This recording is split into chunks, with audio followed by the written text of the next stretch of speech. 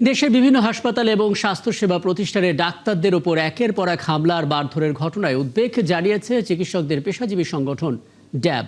সকালে জাতীয় প্রেস ক্লাবে ব্রিফিংয়ে সংগঠনের সদস্যরা বলেন, বিভিন্ন স্বাস্থ্যসেবা প্রতিষ্ঠানে কর্মরত চিকিৎসকদের উপর হামলার ঘটনা কোনোভাবেই কাম্য নয়।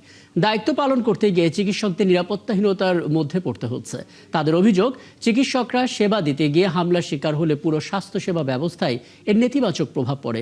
চিকিৎসকদের সার্বিক নিরাপত্তা নিশ্চিত করা সরকারের দায়িত্ব।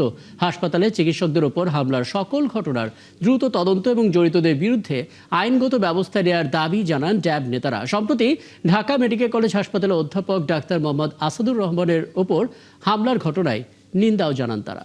সময়ের দাবি এবং তা বাস্তবায়ন করতে হবে। রোগীর মৃত্যুর জন্য বা জটিলতা নিয়ে অভিযোগ থাকলে তা সহিংসতার মাধ্যমে নয়, তদন্ত কমিটির মাধ্যমে নিষ্পত্তি সুনির্দিষ্ট আইনি কাঠামো গড়ে তুলতে হবে। সর্বোপরি হাসপাতাল ও চিকিৎসকদের প্রতি সহিংসতা রোধে গণমাধ্যম, সামাজিক যোগাযোগ মাধ্যমসমূহের ব্যাপক জনসচেতনতা কার্যকর পরিচালনা করতে হবে, যাতে চিকিৎসকদের প্রতি জনগণের আস্থা আরো সুদৃঢ় হয়।